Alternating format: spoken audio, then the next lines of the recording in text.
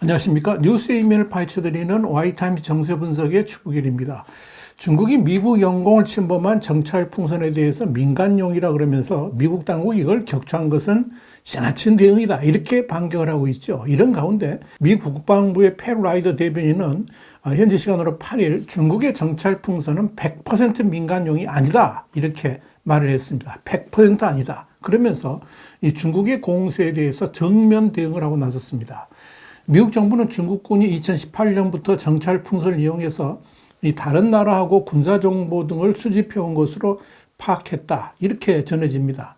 이에 따라서 웬디 셔먼 미 국무부 부장관은 지난 6일, 미국 시간입니다. 6일 이 워싱턴에 주재하는 40여 개국의 대사관 150여 명 외교관을 초청해가지고 이 중국의 정찰 풍선에 대해서 파악한 내용을 공개를 했습니다. 이 설명회에는 주미 한국 대사관 관계자도 참석을 했습니다. 또한 중국 베이징에서도 주중 미국 대사관이 6일과 7일 현지 외교관들을 불러서 정찰 풍선 관련 브리핑을 했습니다. 국무부는 전 세계 미국 공간에 풍선 관련 정보를 보내서 이 동맹국들하고 또 공유도 했습니다. 이와 관련해서 미국 투자은행인 코엔앤컴퍼니의 워싱턴 리서치 그룹에서 일하는 로만 슈와이처 항공국방 담당 국장은 CNBC 방송에서 이런 말을 했습니다. 이번 풍선 위기는 양자 관계와 미국 대중의 여론, 그리고 정치적 토론과 대중정책에 큰 영향을 줄 것이다, 이렇게 전망을 했습니다. 자, 그런데요, 이 중국의 정찰 풍선 파동으로 인해 가지고 미국 전역이 반중 흐름으로 물결치고 있습니다. 가장 눈에 띄는 곳이 워싱턴 DC의 정가입니다. 7일 오전 10시에는 미국 연방 하원에서 중국을 겨냥한 청문회 2개가 동시에 열렸습니다. 하원 군사위원회는 미국 국방에 대한 중국의 위협을, 그리고 재무위원회는 중국의 경제적 위협을 주제로 해가지고 청문회가 열린 겁니다. 사실 이 하원을 장악한 공화당의 케빈 메카시 의장이 취임 일성으로 중국 문제를 최우선으로 다루겠다, 이렇게 선언을 한 바 있습니다만은 이 중국의 정찰 풍선 문제가 불거지면서 올해 첫 상임위 전체회의 청문회를 군사와 재무위원회가 모두 중국의 위협을 주제로 개최하게 이른 겁니다. 군사위원회 청문회에서 마이크 로저스 위원장은 지난주 바이든 행정부가 중국 공산당의 스파이 풍선이 미국의 가장 민감한 군사시설 중 일부를 가로지르도록 허용했다 그러면서 중국의 미국을 향한 첩보 노력이 모든 미국인들에게 완전히 들통난 것으로 이는 중국의 계산된 무력 시임이 틀림없다, 이렇게 말을 했습니다. 로저스 위원장은 이어서 우리가 직면한 중국의 위협에 대해서 절대 순진해서는 안 된다 그러면서 우리에게는 시간적 여유가 없고 이 위협을 압도하려면 지금 행동에 나서야 된다, 이렇게 강조를 했습니다. 재무위원회의 패트릭 맥케니 위원장도 중국 공산당의 정찰 풍선은 중국이 전략적 파트너도 아니고 분명한 우리의 경쟁자임이 명확해졌다 그랬습니다. 그러면서 중국은 미국의 글로벌 스탠다드에 있어서 유일하고 가장 큰 위협을 이야기하고 있다, 이렇게 말을 했습니다. 이 청문회를 마친 재무위원회는 중국의 군사정찰기업 제재법, 그리고 대만보호법, 중국의 불공정한 수출보조금 무효화법, 이런 중국의 경제 재정 시스템을 겨냥한 법안 17개를 한꺼번에 심의에 올렸습니다. 이런 하원의 무더기 반중 법안 발의에 대해서 미 정치 전문 매체인 폴리티코는 미국 시간으로 7일 공화당의 반중, 그러니까 엔티차이나 기습 공격이라 그러면서 중국의 풍선을 터뜨리는 데는 미사일 한 발이 필요했지만 이제 하원의 공화당 의원들은 중국 경제와 재정 시스템을 고립시키기 위해서 17개의 법안 세례를 준비했다, 이렇게 보도를 했습니다. 연방의회뿐만 아니라 주의회의 법안 발의에도 큰 영향을 주고 있습니다. 뉴욕타임스는 이날 텍사스주를 비롯한 각 주에서 중국 국적자와 중국 기업의 토지 매입을 금지하는 법안을 추진하고 있다, 이렇게 보도를 했습니다.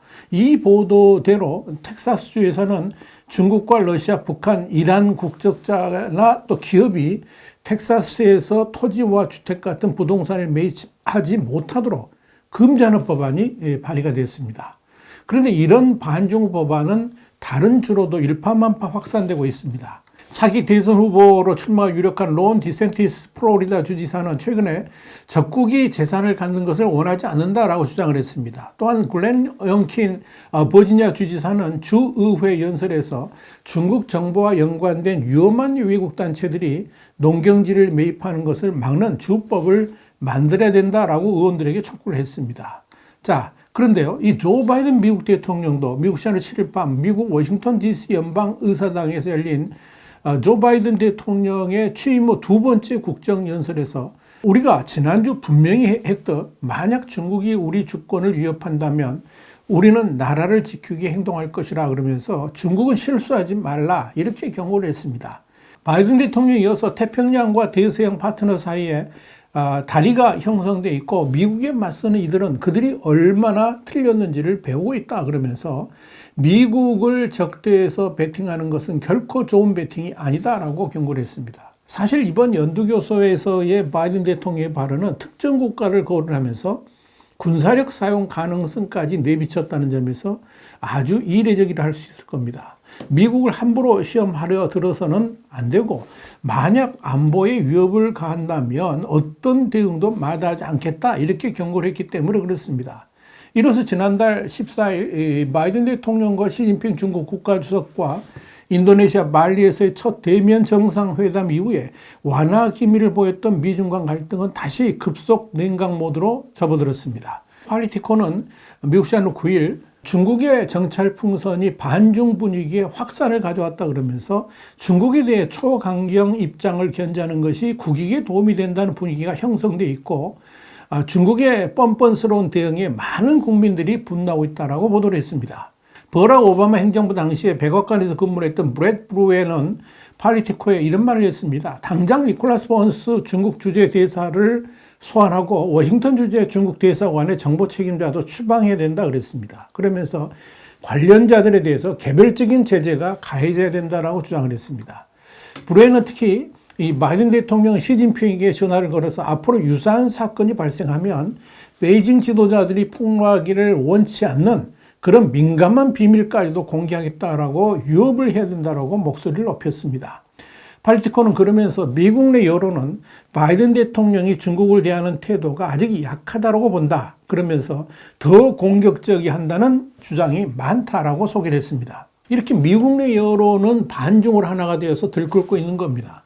CNN은 미국 시간으로 8일 중국의 정찰 풍선 사건이 미국의 민주당과 공화당을 하나로 똘똘 뭉치게 만들고 있다 그랬습니다. 그러면서 미국 상공을 날아간 중국의 정찰 풍선이 신냉전의 도래를 예고하고 있다고 보도를 했습니다.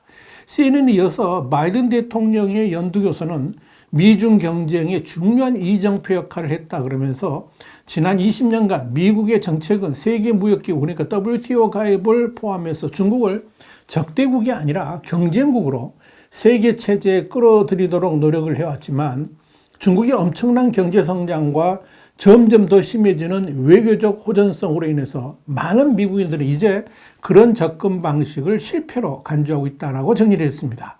CNN 더불어서 지금 이 순간의 중요한 질문은 미중 간에 앞으로 어떻게 외교를 펼쳐나갈 것인지 문제다 그랬습니다. 그러면서 분명한 것은 현재 워싱턴에서 중국에 대한 적대감이 고조되고 있다는 점으로 미국이 중국에 대해서 강인함을 보여줘야 할 것이다 이렇게 강조를 했습니다.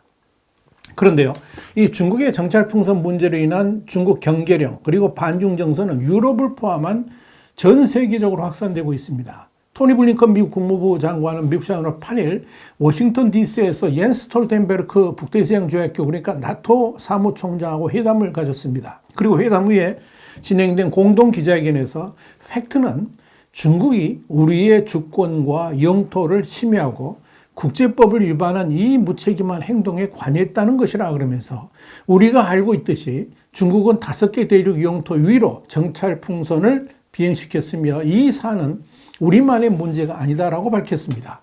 블링컨 장관은 국무부 본부와 현지 미국 대사관 등을 통해서 다른 나라와 중국 정찰 풍선에 대해서 공유한 사실을 언급하면서 이 나라들이 이 광범위한 프로그램의 유일한 대상이 아니기 때문에 우리는 그렇게 했다라고 말을 했습니다.